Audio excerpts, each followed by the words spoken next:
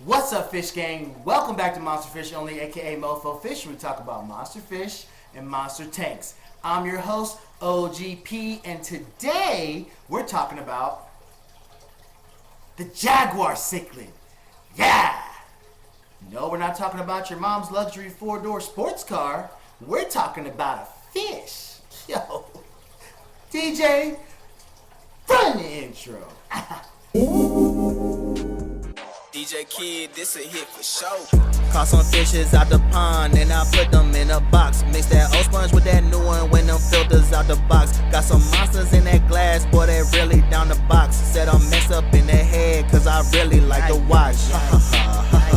Yeah, I put them in a box. Mix that old sponge with that new one when the filters out the box. Got some monsters in that glass, boy, they really down the box. Said I'm messed up in the head, cause I really like to watch.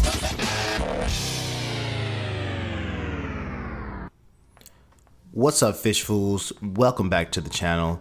Today we're diving into the world of Jaguar Cichlid Care. These stunning fish are a favorite among aquarium hobbyists, but they do require specific care to thrive in your aquarium. So let's explore these 10 essential steps to ensure your Jaguar cichlids are happy and healthy.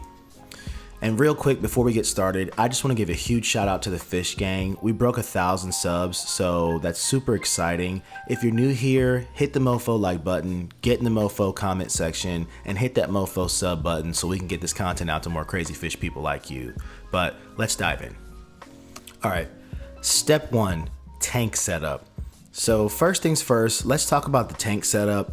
Jaguar cichlids are large and territorial, so a spacious tank with plenty of hiding spaces and caves is essential. Aim for a minimum of a 125 for a pair of Jaguar cichlids. And for substrate, you should use sand. Some people want to use gravel, but that just gets debris and stuff, caught all in it. Sand is much easier to deal with. I would not recommend using a planted substrate because cichlids love to dig and they will uproot anything you plant in the substrate. A planted substrate would be just a waste of money in this case, and it'll be a pain in the neck down the line. So for lighting, in their natural habitat, Jaguar cichlids are used to cloudy water with a lot of plant debris floating around, so subdued lighting is best for these guys. If the light is too bright, it can stress the fish out, and you definitely don't want that. Generally speaking, I wouldn't recommend rooted plants unless you grow them in pots. Jaguar cichlids will happily dig up anything planted in the substrate. Floating plants are a better choice because they will provide the shade that Jaguar cichlids are used to in their natural habitats. For plants, I went with Water Sprite. They grow super fast and they're super easy to maintain. You can literally just let them float up at the top and they will just continuously grow till it makes that nice, shaded area that you desire. So for my driftwood, I decided to go with a piece of eucalyptus root. Reason behind that is because it just doesn't turn your water brown, and it is a lot more expensive, but it's so much more worth it in the end. You can also do some large rocks, just assorted around the tank, and it just looks really good with this type of species. So step 2 is going to be water parameters. Jaguar cichlids prefer slightly alkaline water with a pH of 7 to 8 and a temperature range of 75 to 80 degrees Fahrenheit. Regular water testing and maintenance are crucial to keep these conditions stable. So just like any other type of large growing cichlid, you want to have big, powerful, heavy filtration. I use canister filters for my tanks just because they're easy to maintain and they hold a lot of biomedia. The other thing you want to consider as well is to get a good quality water conditioner. There's a plethora of them, so I'm not going to go into them, but just make sure you're using something when you're doing your water changes to keep the water stable. I happen to use a little bit of Melafix as well pretty much every time I do a water change, just because I think it helps with the slime coat a little bit and just paying a little bit more attention to detail.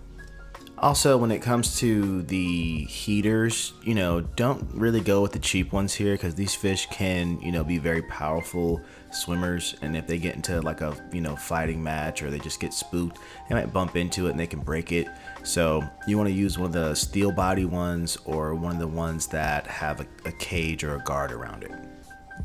So step 3 is diet and feeding. Jaguar cichlids are carnivorous in nature and they thrive on a varied diet of high quality pellets, live or frozen foods such as bloodworms and shrimp, and occasionally you can do earthworms for a treat. Providing a balanced diet is key to their overall health. And mine is actually pretty picky. He will not eat any type of like hard cichlid gold type of floating or sinking pellets. Only thing that he likes is the softer stuff. So if you're having some difficulty trying to get it to eat, consider switching to something like the fluval bug bites. Mine specifically loves the Placo ones, like he tears that stuff up. Also, the Wardley like shrimp pellets, he loves that type of stuff too. So try something softer if you're having an issue getting them to eat. Oh, and mine loves the carnivore pellets, like the Massivore Delight tears that stuff up. Just be careful feeding that though, because that stuff can kind of muck your water up if you overfeed. So step 4 is Tankmates. When it comes to Tankmates, Jaguar cichlids are best kept with larger, robust fish that can hold their own. Avoid pairing them with smaller, timid species to prevent aggression and territorial disputes, and obviously they can get eaten too. Some direct examples would be stuff like green terrors, wolf cichlids, red devils, jack dempseys.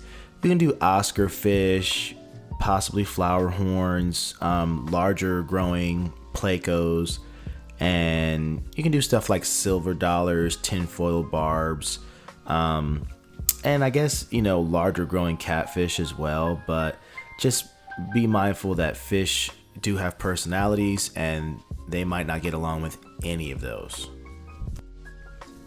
So step 5 is filtration and water quality. Filtration and water quality are crucial for Jaguar cichlids. A powerful filtration system and regular water changes are necessary to maintain pristine water conditions and prevent the buildup of waste.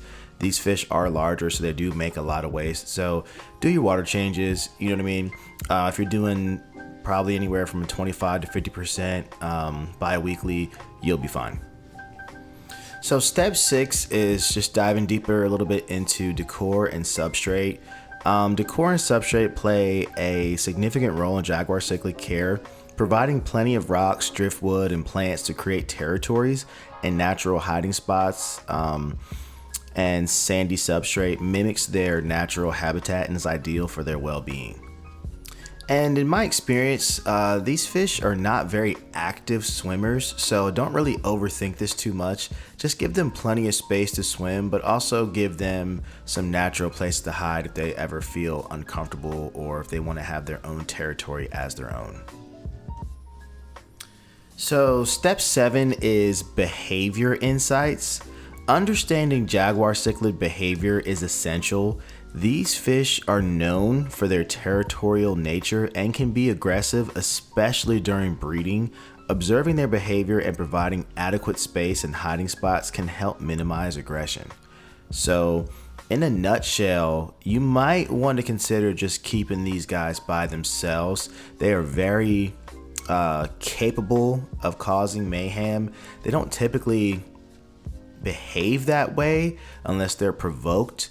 But at the same time, again, fish do have personalities, so you might just get, all American psycho and you just won't be able to put it with anything, and you don't want to find out the hard way about that. So step 8 is breeding considerations. Breeding Jaguar cichlids can be a rewarding experience, but it requires careful planning. Provide a separate breeding tank with suitable spawning sites and closely monitor the pair for signs of aggression or successful breeding behavior. It's basically going to look like them spinning around in circles and, turning different colors and pretty much just behaving with shaking and certain things that just wouldn't be normal if you're sitting there watching the fish. But again, spawning can be extremely dangerous because the male has to prove to the female that he's strong enough to breed, so she's going to fight him. So it's going to look crazy, but if the male can successfully win, then you might get a good spawn out of that. And if not, you may end up with a seriously injured fish or potentially a fatal attempt. And we don't want that. So step 9 is health and disease prevention. Maintaining the health of your Jaguar cichlid is paramount. Keep an eye out for signs of illness, quarantine new additions, and practice good hygiene to prevent the spread of diseases within your aquarium. That's just good, basic fish keeping 101. I almost lost my Jaguar cichlid like a while back because there was some aggression going on, and I thought I was going to do it a favor by quickly moving it to another tank. And it turns out that tank had a much higher amount of ammonia because there used to be a goldfish tank, but I thought because I took the goldfish out of there and just kind of let it be, that it was fine. But there was unfortunately a situation with some ammonia burn that occurred, and I had to do some treating and monitoring and repairing, but the cichlid's back up to full health and full strength. Eyes, even 2 years later now, still have a very, very, very slight tint to them because I think there was just some irreversible damage that occurred. But at the same time, you have to take care of your fish. You have to monitor stuff like that. So learn from my story. Take care of your animals. Take care of God's creatures, and do what's best for them in the long run. And last and not least at all is number 10, enjoying your aquarium. A lot of these lists leave that out, and that's the best part of all this. Sitting back and looking at a big, pretty, clean tank with big, healthy, beautiful fish just swimming around there, and just enjoying it. Take the time to spend some time in that room and just observing its patterns and behaviors, and just let the tank do what it's supposed to do, which is to bring you peace, or spark imagination, or spark creativity, whatever it may do for you. Just be in that room and enjoy that tank. All that work, all that energy, all that nature, all that science in one box is just so cool. So just chill out and enjoy the hobby. That's what makes it fun. That's what makes it special. If you're watching YouTube videos about fish, you're probably in the same boat as me. So, take the time out to enjoy the tank. But that's all I got for you today. If you enjoyed the content, hit the mofo like button, get in the mofo comment section, hit that mofo subscribe button if you haven't already, and get this crazy content out to more crazy fish people like you. Join the fish gang. I'm out the tank. Peace.